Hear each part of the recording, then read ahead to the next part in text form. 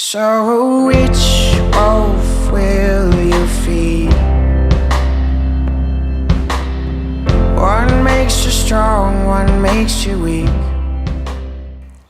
Hey guys, there is a very beautiful proverb, Native American proverb, that I've never spoken about, but it's something that I often use as a visualization in my life, especially as it ties in so well with the mystic Christian concepts that I speak about, of having the lower and higher nature and finding this union between them, whereas they are your counterpart, your friend, and nothing is domineering over you. So you don't have addictions that are domineering you from the lower self. Or more difficultly in my life, I found these last years, is that you don't neglect your physical body in pursuit of the higher realm. You have to try and get regrounded so you can go in either direction. Now, this proverb is of two wolves, and many of you will have heard it, I'm sure, but I just want to elaborate on it a little bit more and give my realizations and thoughts on this profound wisdom that came from the native tribes. And these tribes have a great deal of influence on my life and on Share Tanzania. We use the farming principles from many of the old tribes. There's a train there. Many of the old tribes, such as the Hopi and the Navajo, I literally transplanted the way that they grow their maize and so on, and beans, etc., into how we do our farming in Tanzania. So on a physical as well as a spiritual, it has a huge influence and impact on my life. Now, the two wolves story has many variations, but it namely goes as follows: that a child is speaking to an elder, and the elder says to the child, "Inside every man and every woman there are two wolves, a wolf of light and a wolf of dark, a wolf of good and a wolf of evil. And every day, every night, these two wolves, they fight one another." And the child said, "But which wolf wins?" And the storyteller, the elder, responds, "The one you feed." Now, this is so true on so many levels. It's a very important tool to have an image like that, I think. And when I think of this image in myself, I like to start right at the foundation. Now, of course, you can have that on a spiritual foundation, a mental foundation, a physical foundation. But let's remember that all three of those things are concepts of the human mind. But it helps us to fragment our behavior. It helps us to fragment our nature, to understand it and gain more insight and control over it, to make us a being and not a human animal working on impulse. So the foundation of that for me starts with the physical and what you're doing with your behaviors and what you're putting into your body as well at the same time. Now, the behaviors, I think, are quite obvious. If you are going to read things that put you into, for instance, one of the main things in our society now is to hypersexualize persons using media and advertising. And if you use that, if you absorb that in the wrong way, then you will become more grounded in your lower attributes, your lower functions, your fleshly impulses. And this is feeding the wrong wolf. And we are feeding our children this at the same time. The society we live in, the media, the advertising, they can't escape it. And we're constantly feeding this incorrect wolf. Now, it's profitable to feed that wolf, is part of the problem. Our children will grow up more allowing that side of themselves to express within the world. Then you can control that. If you want to hunt an animal, you need to have its behavior worked out. You need to be able to predict its movements. And when a human is functioning based on the impulse of their five senses, of their desires, or the lower self, they are easy to hunt. And it's not that you're trying to put their head in a plaque on a wall, but you're trying to capture their consciousness, because the way a human thinks is the most profitable thing on the planet, if that is the sort of nature that you wish to embody. And this is the problem we face at that very core foundation. Our physical actions feed this wrong wolf.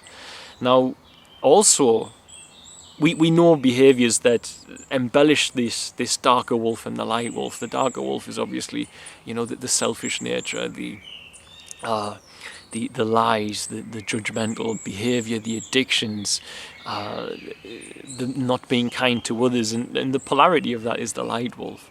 But if you look at the other side of the dark wolf, how do you get control of this dark wolf if you are living in a system where you are constantly trying to be dragged into that side of you? Now, I see something very profound in my life, and yogis were correct. And in the West, this seems to have gotten a little bit lost in amongst many persons' lives. But I know from my own time with prolonged water fasts, and I don't take any advice from anyone when it comes to food and spirituality unless they've done a long water fast. Because unless they're an endurance athlete, unless they've done those two things, I don't feel, fasting is more so though, that they get in line enough with their flesh to be able to truly hear it. Now, the yogis did. There were no external distractions, and yogis set out certain foods with labels: sattvic, rajasic, tamasic, I think I pronounced them all right.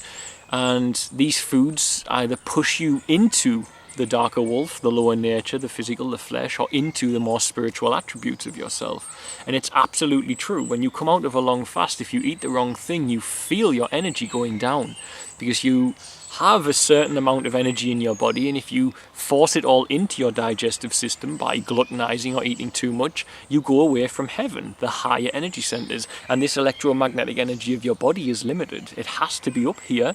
Then you need to have minimal effort on your digestion. That's why I food combine and so on and so forth.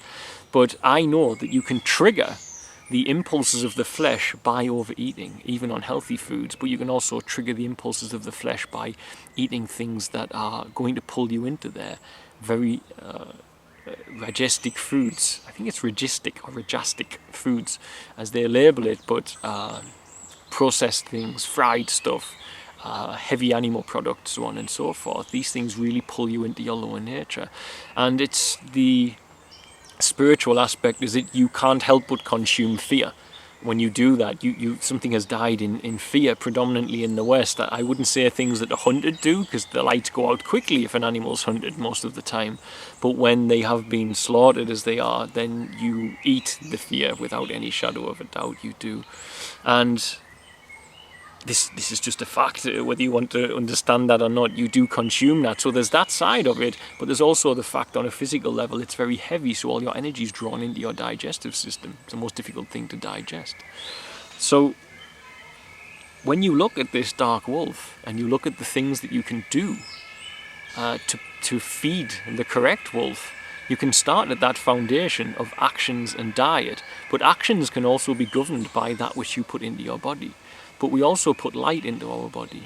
And this is the other problem, as I say, the media. So you have to watch that which you feed yourself is actually going to go to either the light wolf or the dark wolf. You have to choose as you do these things consciously. And the more you meditate, the more still you get, the more you fast, the easier it is to do that, because the inner senses of yourself wake up and you have very deep inner sensory perceptions of things. Right now, I'm so sensitive from all the fasting that I can literally get near food and I know I couldn't possibly eat that. My body tells me intuitively that's not going to work for us, even on plant-based side of things.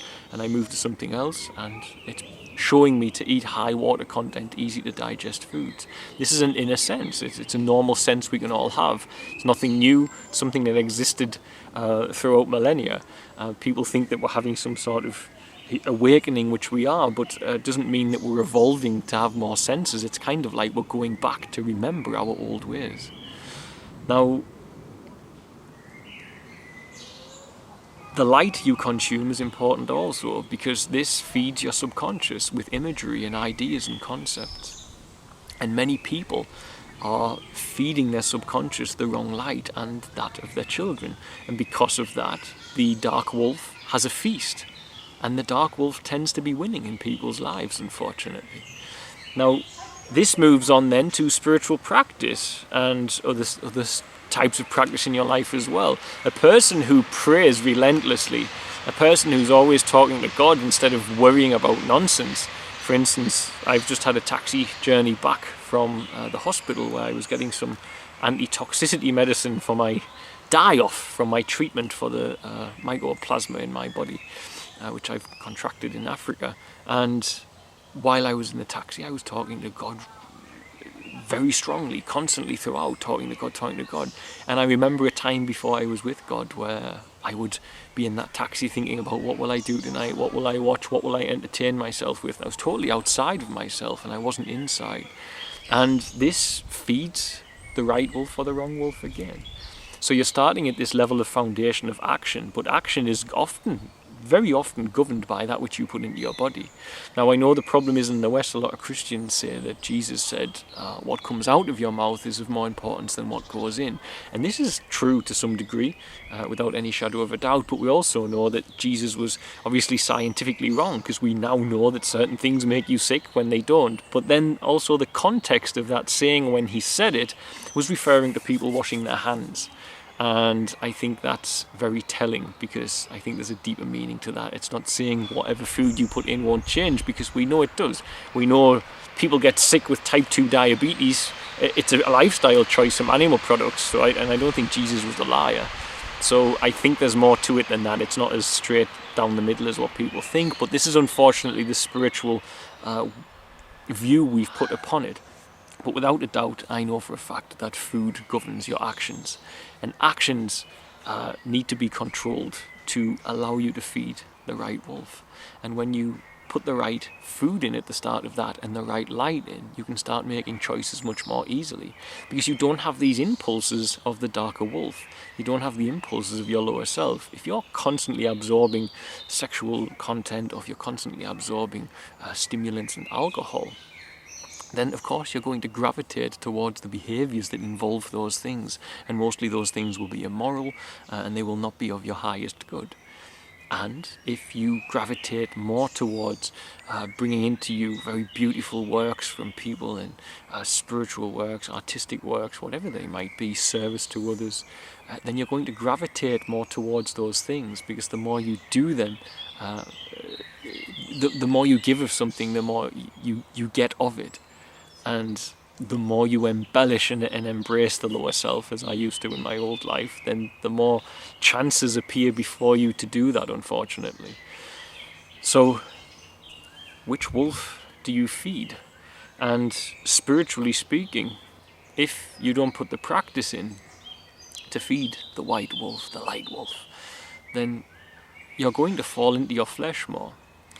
And you don't want to do this. And you have to realize the flesh represents the negative aspect, the destructive part of our human selves when it comes to the pursuit of God and the pursuit of our higher good in life and our best version of ourselves.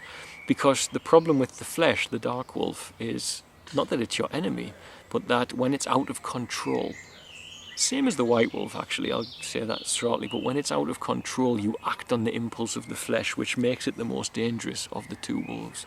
But sometimes the white wolf can be a bit out of control as well, and you can neglect your black wolf. Let's say the black wolf also involves your flesh, and you can become too detached and spiritually connected, too much out of your body, too enlightened, perhaps, where you feel outside of your body always, and you neglect your body, and you neglect your flesh. And I fell victim to that, unfortunately, these last years. Doing what I do in Tanzania, I've definitely made a mistake. I was not balanced.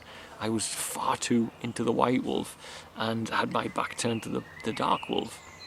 And sometimes the dark wolf needs a little bit of food. You've got to feed it a little bit. And the reason you've got to feed it a little bit is it's needed. You need to call on it from time to time. You need to call on your flesh, but you need to call on your flesh in a disciplined manner. And if you call on your flesh and every time you do it goes crazy, which is what I was worried about, because in my past my flesh was so undisciplined, I felt like it had complete control over me. I had so many addictions, etc., that I became a little bit fearful of it. And now I'm not. Now I know it's a good friend of mine. I need it to go within. I need my out. Something I've just posted on YouTube not long ago. I was thinking about how if we seek first the kingdom within, you need it outside to start that journey, which is a very beautiful thing, the thing to reflect on and think about. So which wolf do we feed? Well, in life you need to feed both. But the truth of the matter is that you do better off by feeding the higher qualities of yourself. Because when you feed the lower qualities too much, the flesh gets too loud and you lose control to it. And you don't want to lose control to the flesh, because the flesh is part of you, but it's not you in your core. And we know that because we can observe the thoughts, and the thoughts are functions of the brain, and the brain is part of the flesh. And if you can observe the thinking of the brain, then who is the observer? And thus we know that to some degree we do need to find a union between the dark and the light wolf. But the most dangerous wolf is, in my opinion, and from my experience, the dark wolf. I don't like opinions. Opinions are irrelevant. In my experience in life, and I think everyone else's, the flesh out of control. Flesh is, without any shadow of a doubt, the greatest curse for a human being. And that's the thing that, if anyone wants to control you, that's where they need to put you, into that lower function, because then you're so predictable. And that's what we see all over the place. So envisage that when you're with your children. Which wolf am I feeding with my child today, when it's easier to put them down in front of a cartoon that's been created by an elitist agenda, which is going to put subliminal things in that you don't even realize are there, perhaps? Then are you feeding the wrong wolf? Are you setting your child up for a more difficult start in life than what they need? What light are you feeding them? What food are you feeding them? What food are you feeding yourself? What light are you feeding yourself? What spiritual practice are you feeding? Are you feeding things that are going to draw you away from your highest good? Are you feeding it things that are going to draw you towards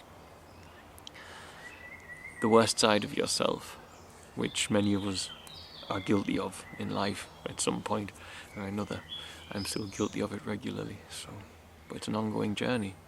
But as long as we are conscious that the two exist, then we can at least start making conscious choices about how to feed them. And then we can start making conscious choices about how to feed ourselves inside this reality to ensure we have maximum control over the decision of which one we are going to feed. So, God bless, guys. I love you all. Bye. So which wolf will you feed? One makes you strong, one makes you weak. And those who know and those who seek, amidst the chaos find your peace. Yeah. I know it's a wolf I feed.